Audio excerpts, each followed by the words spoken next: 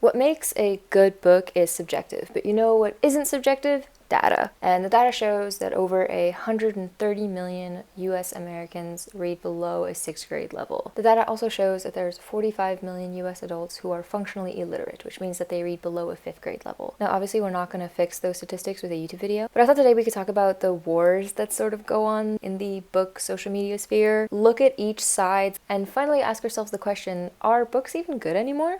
Hello there. My name is Luandria or Lankali. I wrote this book and I have 2 more coming out. I really don't know when though. I talk about culture, literature, side quests, and my life on the internet. My dog is getting up to say hello to you now. Give me your big feet. This is Roman. Are you well read? With very smart eyebrows.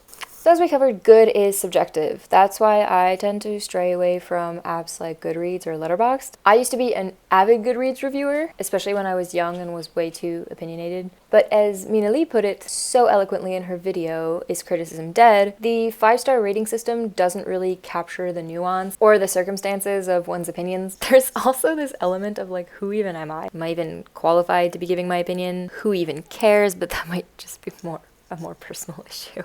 Good is subjective is one of the leading arguments fans of popular culture use to defend lowbrow preferences. The ACOTAR series is a perfect example. As of 2025, Sarah J. Maas had sold a whopping 75 million copies worldwide, and the series had gained a near cult following. Just to give you some perspective, most books don't sell over 2,000 copies in their lifetime. So if it's so popular, why does a book like ACOTAR get so much hate? In this Substack essay, The Vulgarity of the Modern Romantasy, Danielle Binks writes, I don't mean that like all of these books are subpar, because obviously I haven't read every romantasy book. And I don't mean it like this isn't capital L literature and therefore beneath me either. I mean it like I hate the current form of romantasy that is shaping and pushing the dial on fantasy fiction as a whole, because I find it largely vulgar, tacky, empty-headed, lacking substance and heart. I think it's fair to say, even if you're a die-hard romantasy reader, that Binks isn't entirely off the mark. The reading level of ACOTAR on the Atto scale is 6.1, which means it's suitable for readers who are in their first month of 6th grade. And though it's not necessarily marketed to young adults, ACOTAR did win Best Fiction for Young Adults, which a lot of people criticize because of the spice or sexual content level in these books. I think what Binks got right on the money is that books like romantasy and modern-day romance or erotica novels are undeniably formulaic. There's the meet cute, there's the conflict, and there's the point where the couple eventually gets together. In romantasy, there's usually some added levels involved, like magic or species of humanoids, like elves or fairies. But even with that thin veil of world building, you know exactly what's going to happen. And Lemke talks about this in her book, The Dopamine Nation. She explains that the formulaic nature of these books can actually make us addicted to them. The act of reading them is inherently low effort and high reward. When you build up all this anticipation, once the main couple in the book get together, your brain's reward pathways light up. Lemke calls this the anticipation loop, because dopamine isn't just about pleasure. You need desire there first. The anticipation. And once the anticipation is satisfied, the relief is short-lived, and it's not long before the brain starts craving its next hit. In the era of Kindles and mass publishing, you no longer have to read books. You can devour them, which is where the term digestible comes from, right? It's very easy to digest these books. What I love about Dopamine Nation is how vulnerable and nuanced Lemke is. At the start of the book, she talks about her own addiction to romance novels. She also doesn't fail to mention that for women, romance books can serve as an exit from a world where we're often ridiculed for being in touch with our own sexuality and for desiring affection and love. Lemke also never compromises her integrity as a scientist, and she makes an incredibly compelling argument for moderation, especially here. We're all running from pain. Some of us take pills, some of us couch surf while binge watching Netflix,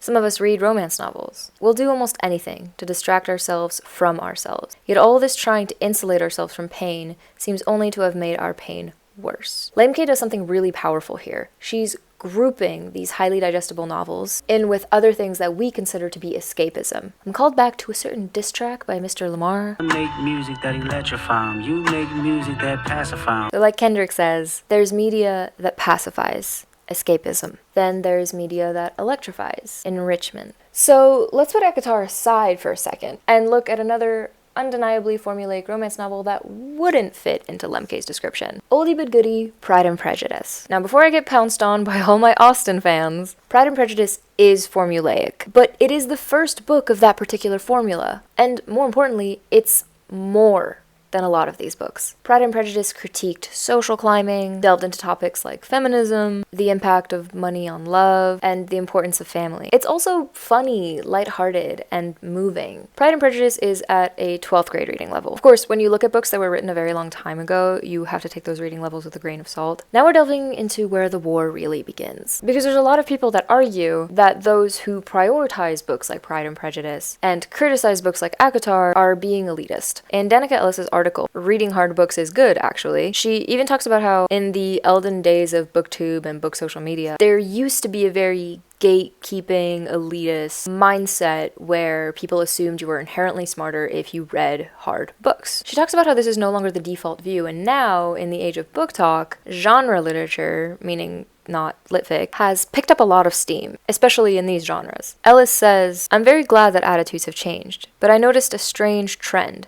In some places, the pendulum has swung completely. Where genre and YA readers faced judgment in the early days of the internet, many bookish communities now roll their eyes at people reading the classics or literary fiction." And she's right. A lot of people say that in a world that's already so turbulent, reading should just be fun. Some people on TikTok are going so far as to say that the practice of reading classics or litfic in public is pretentious and pygmy. What's interesting to me, though, is that through making these statements, what they're also implying is that it's not possible to actually enjoy these books. So, of course, the ones reading them must just be trying to look smart. Or if they do enjoy them, then they're simply flaunting their intelligence in everyone's faces. What's being ignored once more here is the nuance. It's my favorite word. Books can be difficult and enjoyable. What determines that isn't how smart you are. It's actually how much you read. The more one reads, even lower reading levels, as long as they're above 6th grade, the easier it is for them to read things that are more difficult. Think of reading like an exercise. If you go to the gym and you only lift 5-pound weights for a month, yeah, maybe you aren't going to be able to bench 215, but everyday tasks are going to feel easier. And once you go up to the 10-pound weights, those are going to feel easier than they did before you ever started lifting in the first place. And if you work your way up and lift a little heavier every time, one day benching 215 isn't even going to feel that hard. Might even feel good.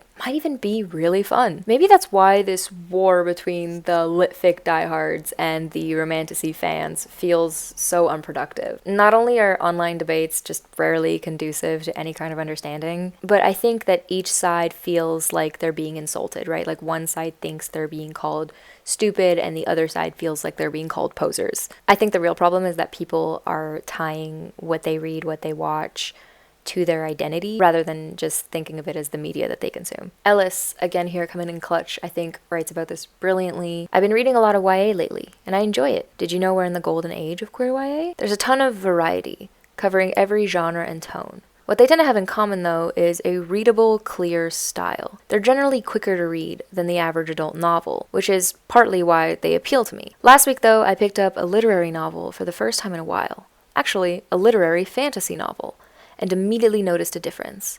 I felt as though some part of my brain had just roused itself from hibernation, yawning and shaking off the dust. YA novels can be challenging in many ways. Some of the most emotionally devastating and heavy-hitting books I've ever read were YA. But the act of reading something that wasn't immediately accessible, that requires the reader to interpret and engage with the text, was something I realized that I missed. It isn't anything I thought to seek out, but I know now that I need it as a part of my reading diet. So if you follow my old Goodreads, you see that I used to be, and still am, an avid reader of all genres, except self-help books. Sorry. I will openly be a hater of self-help books. Now, are my favorite and most memorable books considered litfic? Yeah, that's because they inspire me. That doesn't mean I don't delve into murder mysteries and fanfictions all the time. I literally used to write anime fanfiction. Stop looking at me. Not to sound incredibly cheesy and simplistic, but like, get your earplugs and get ready for it. We're all members of the human race, man. We're gonna need an escape sometimes, especially lately. But I think most people are not saying, hey, you're stupid if you read this type of book. I think they're pleading for the case of the harder book. They're saying that we hold on to our humanity by enriching ourselves, by connecting to one another through literature, and by holding on to our power, one word at a time.